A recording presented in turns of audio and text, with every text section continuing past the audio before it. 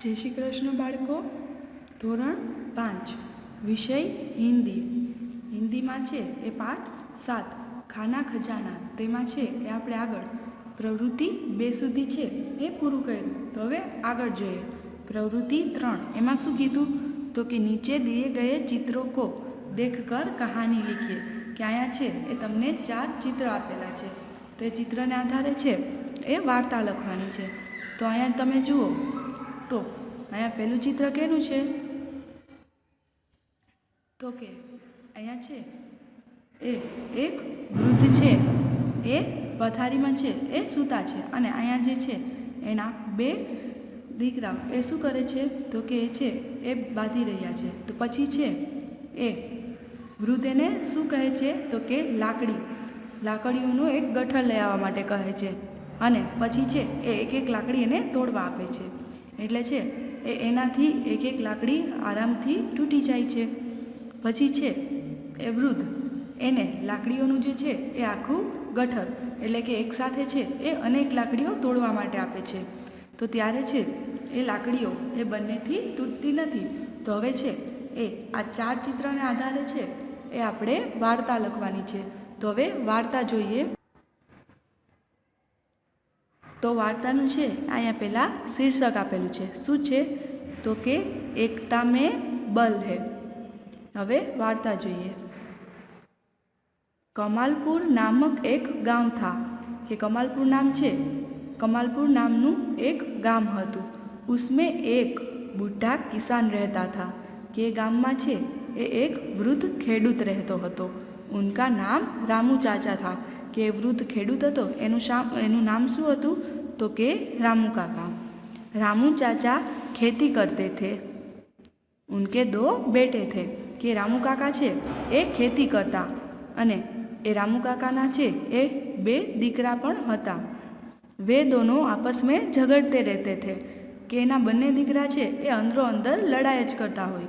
रामू चाचा यह देखकर बहुत चिंतित थे. કે रामू चाचा છે એ આ જોઈ અને છે એ ખૂબ જ ચિંતા કરતા હતા. उन्होंने अपने बेटे को बहुत समझाया पर उन पर इसका कोई असर नहीं हुआ. કે રામુ કાકાએ છે એના દીકરાઓને ખૂબ જ સમજાવ્યું, પણ એના છે એ સમજાવવાનો કંઈ પણ છે એ અસર ના હતો. કે એ બંનેમાં છે એ કોઈ ફેર ના પડ્યો. કે પહેલાં લડતા એમ જ છે એ લડતા. એક દિન रामू चाचा को इस समस्या का उपाय सूझा. કે એક દિવસ છે એ રામુ કાકાને આ સમસ્યાનો છે એક ઉપાય છે એને ઉપાય સૂઝ્યો. उन्होंने अपने दोनों बेटों को बुलाया. કે પછી એણે છે એના બંને દીકરાઓને બોલાવ્યા. बड़े बेटे को लकड़ियों का एक गट्ठर लाने के लिए कहा. કે એના મોટા દીકરાને છે એ લાકડીઓનો એક ગઠ્ઠર લઈ આવવા માટે કહ્યું. रामू चाचा ने दोनों को गट्ठर खोलकर एक एक लकड़ी तोड़ने के लिए कहा. કે પછી છે એ રામુ ચાચા એટલે કે રામુ કાકા છે એ શું કહે છે તો કે એ ગઠ્ઠર છે લાકડીઓનું ગઠ્ઠર એ ખોલી અને એમાંથી એક લાકડી છે એ તોડવા માટે કહે છે. दोनों लड़कों ने बड़ी आसानी से एक लकड़ी तोड़ डाली. કે એના બંને દીકરાઓ છે એ ખૂબ જ સરળતાથી એક લાકડી છે એ તોડી નાખી. अब दोनों बेटों को लकड़ियों का गट्ठर बारी बारी से तोड़ने की कहा. કે પછી એણે શું કર્યું તો કે એક લાકડી છે કે એક લાકડી એનાથી સરળતાથી તૂટી ગઈ.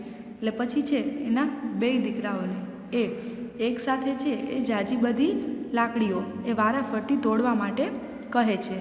दोनों लड़कों ने खूब ताकत लगाई पर वे लकड़ियों का गट्ठर नहीं तोड़ सके. કે એના બંને દીકરાએ છે એ ખૂબ તાકાત લગાવી, પણ છતાં પણ છે એનાથી એ આટલી બધી લાકડીઓ છે એ તૂટી નહીં. रामू चाचा ने उन्हें सीख देते हुए कहा, तुम दोनों मिलजुल कर रहोगे तो मजबूत बनोगे और लड़ते रहोगे तो कमज़ोर बनोगे. કે પછી છે એ રામુ કાકા એને શીખ દેતા શું કહે છે કે તમે જો બંને હળીમળીને એટલે કે સાથે રહેશો તો મજબૂત બનશો, અને જો તમે કે આવી જ રીતે लड़ाई करशो तो તમે છે એ कमज़ोर बनी जशो। उसी दिन से दोनों भाई मिलजुल कर रहने लगे।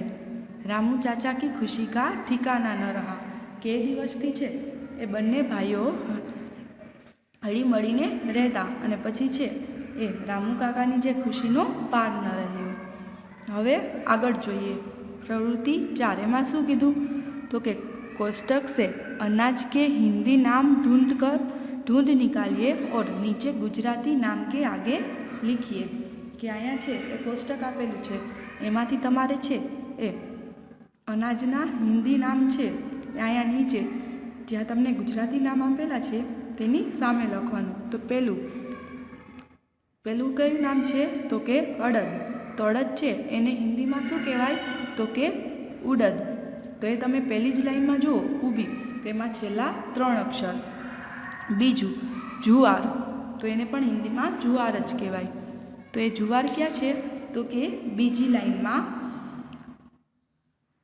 એમાં આડી। તો એમાં કેટલા છે તો કે છેલ્લા 3 અક્ષર જુવાર।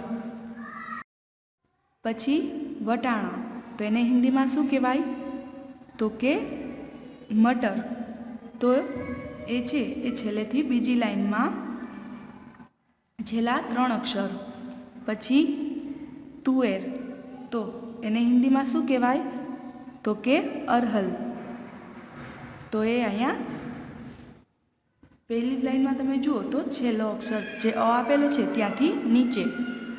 પછી ચણા તો એને હિન્દીમાં શું કહેવાય તો કે ચના એ પણ પહેલી જ લાઈનમાં આપેલું છે। પછી ઘઉં તો એને હિન્દીમાં શું કહેવાય તો કે ગેહું। પછી મકાઈ તો એને હિન્દીમાં શું કહેવાય તો કે મકા।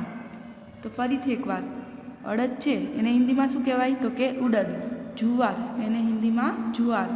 ચોખા એને હિન્દીમાં શું કહેવાય તો કે ચાવલ। મગ એને હિન્દીમાં શું કહેવાય તો કે મૂંગ। પછી વટાણા એને હિન્દીમાં શું કહેવાય તો કે મટર। તુવેર એને હિન્દીમાં શું કહેવાય તો કે અરહર। ચણા તો એને હિન્દીમાં શું કહેવાય તો કે ચના। ઘઉં એને હિન્દીમાં શું કહેવાય તો કે ગેહું। અને મકાઈ તો એને હિન્દીમાં શું કહેવાય તો કે મક્કા। હવે આગળ જોઈએ 5મું એમાં શું કીધું તો કે फलों के चित्र इकट्ठे कीजिए और उन्हें यहाँ चिपका कर उनके नाम नीचे हिंदी में लिखिए કે અહીંયા છે એ ફળોના ચિત્રો એ છે અહીંયા તમારે લગાડવાના છે અને એ ફળોના ચિત્ર જે છે એની જ નીચે એનું હિન્દીમાં નામ લખવાનું છે। એવી જ રીતે છે એ છઠ્ઠું જોઈએ તો अपनी मनपसंद 2 फूलों के चित्र बनाइए और नीचे हिंदी में नाम लिखिए કે અહીંયા છે એ તમને જે ફૂલ ગમતા હોય એવા 2 ફૂલનું ચિત્ર અહીંયા દોરવાનું અને નીચે છે એ હિન્દીમાં નામ લખવાનું। હવે આગળ જોઈએ इतना जानिए એટલે અહીંયા શું કીધું તો કે આટલું જાણો। કનેર એટલે કે કરેણ।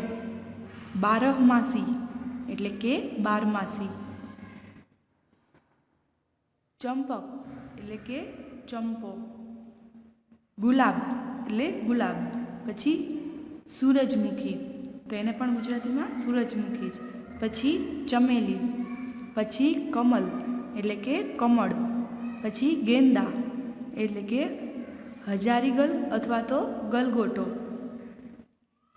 પછી ગુડહલ એટલે કે જાસૂદ કે અહીંયા છે એ તમને ફૂલોના નામ આપેલા છે। તો અહીંયા છે એ પાઠ 7 એ પૂરો થાય છે।